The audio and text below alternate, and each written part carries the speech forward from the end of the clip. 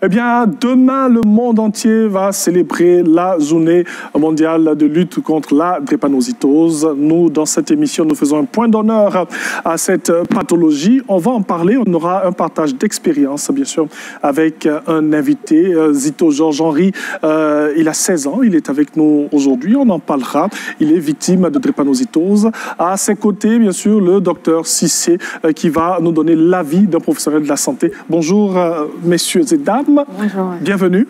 Hein? Bienvenue à la maison. J'ai dit ici, c'est la maison commune de tous les Ivoiriens. Hein? Donc, tout le monde est à la maison. Alors, on parle bien sûr de drépanocytose entre combat quotidien et espoir. Le docteur Massandié Savané Cissé, pharmacienne titulaire, elle est fondatrice de l'institution Vision Diamant, qui lutte en faveur, bien sûr, qui fait la promotion de la santé en général, oui, et avec un projet oui, typiquement et spécialement sur la drépanocytose, qu'on appelle Innocence Rouge. Rouge. Oui. Pourquoi Innocence Rouge? Innocence parce que les bébés qui naissent atteints de drépanocytose n'ont pas choisi cette maladie. Ils sont victimes, ils sont vulnérables. Rouge, pour parler du sang, parce que c'est une anomalie génétique qui est liée au sang. Et rouge, pour parler de douleur et de souffrance aussi. Bien sûr. Voilà. En tout cas, merci pour cette indication. Et nous avons Zito Georges-Henri Ibrahim, vous avez dit tout le nom, voilà. Il a 16 ans. Il est atteint de drépanocytose, mais la particularité, c'est qu'il est président de la fondation Georges-Henri, hein, qui lutte contre la drépanocytose. Il est en classe de première, de seconde. Ah, il passe en première. Ah non, tu es déjà en première.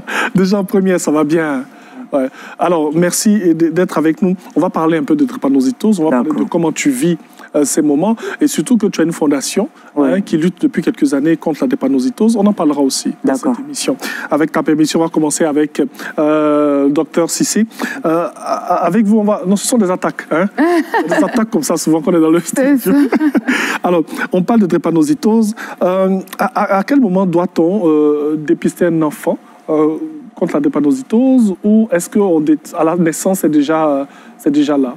Malheureusement, ce n'est pas systématique en Côte d'Ivoire, mais dans l'idéal, c'est de le faire dès la naissance pour connaître le statut et éviter les complications. En fait. Quand tu connais le statut de ton enfant, tu sais comment le gérer, comment le prendre en charge, et tu es à l'abri des surprises. Mais le dépistage n'est pas réservé qu'aux enfants. Il y a des adultes qui ne connaissent pas leur statut. Et tout le monde devrait connaître son statut pour éviter, comme je dis, les complications. Ah, ok. Oui. Il y a des adultes qui ne connaissent pas leur statut. Oui. Pourtant, on sait que c'est une maladie qui se manifeste déjà très tôt. Oui. Hein? On peut rester avec cela et prendre de l'âge sans le savoir? Il y a le trait drépanocytaire. Eux, ils ont la forme atténuée. Et ceux-là, pour eux, il faut... Même pour ceux qui ont la forme compliquée, souvent, on ne découvre pas tout.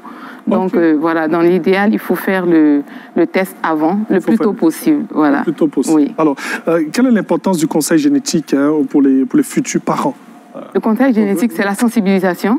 Informer les gens, surtout ceux qui ont le trait drépanocytaire, de leur demander de faire le test. Une fois que vous avez votre test, vous savez que malheureusement pour vous, ne pouvez pas vous marier à tout le monde. Parce que si vous épousez quelqu'un qui a aussi un trait drépanocytaire, vous exposez vos futurs enfants malheureusement à avoir ces complications-là. Et c'est assez difficile à gérer au quotidien. Bien sûr. Alors, on reste toujours avec vous. Hein. On veut savoir. Souvent, on entend SS, on ne sait plus trop. Quelles sont les différentes formes pour nous permettre de mieux comprendre? OK. Donc, il y a la forme SS, c'est la forme la plus grave, malheureusement. Il y a la forme bêta-thalassémie et il y a la forme SC. Ce sont les trois formes graves. Et après, il y a le trait drépanocytaire qui est le AS. OK. Alors, Georges-Henri, par exemple, lui, sa forme, la forme qu'il a... je pense que c'est la forme SS. C'est la forme... Oui. La forme SS. C'est la forme la plus compliquée, malheureusement. La plus compliquée. Oui. Alors, quelles sont aujourd'hui les principales actions de prise en charge de la drépanocytose dans notre contexte? Malheureusement, il n'y a pas encore de traitement pour la drépanocytose. C'est pour ça qu'on parlait d'information génétique pour éviter de se retrouver dans cette situation-là. Parce que quand on a un enfant, malheureusement, qui est atteint de drépanocytose, des formes compliquées, on est obligé simplement de l'accompagner et de gérer ses symptômes. Donc, quand il fait des crises, tout ce qu'il a comme symptômes, c'est ce qu'on va gérer, la fièvre, les douleurs, l'anémie, les difficultés respiratoires. C'est malheureusement tout ce qu'on peut faire pour les accompagner aujourd'hui. Oui, on va rester sur un aspect très important. Ce sont des crises, les crises douloureuses. Très douloureuses. Les crises très douloureuses. La prise en charge de ces crises très douloureuses, là, a-t-elle évolué? Comment ça se passe? Bon, aujourd'hui, Dieu merci, oui, il y a une molécule qu'on appelle hydroxyurée qui a révolutionné un peu la prise en charge des drépanocytoses. Donc, ça permet d'éviter la malformation de ces globules rouges-là et de limiter au maximum la fréquence des crises. Donc, ça améliore le confort et le quotidien des drépanocytaires. Mais bon, malheureusement, c'est pas encore ça. Ils sont pas encore guéris, ils sont pas encore définitivement soulagés. Donc, on prie pour que la science évolue davantage et qu'on trouve des solutions définitives pour guérir définitivement la drépanocytose. Ok, tout à l'heure, avant de terminer, vous allez nous donner un peu le rôle de ces structures de santé et de ces associations-là, et surtout le rôle très important que fait Innocence Rouge, ce projet que vous conduisez. On va aller avec Georges-Henri. Hein. Alors, depuis combien de temps il sait qu'il est drépanocytaire? Il est né avec? Moi, c'est à ma naissance. Lorsque j'avais 1 an, je me plaignais de douleurs vu que j'ai eu la chance de vite parler. Donc, j'ai réussi à me plaindre de douleurs et à situer les douleurs là où j'avais mal. Et vu que j'ai une tante qui est médecin, elle me trouvait un peu pâle pour mon âge. Et elle a recommandé de faire le test, vu que c'est un peu fréquent dans la famille. C'est suite à cela qu'on a découvert. Alors, nous, on aimerait savoir ici, hein, pour toutes les personnes qui nous suivent, comment est-ce que Georges-Henri vit au quotidien cette maladie? Je fais avec. C'est quand même un peu compliqué. Je rate beaucoup de cours.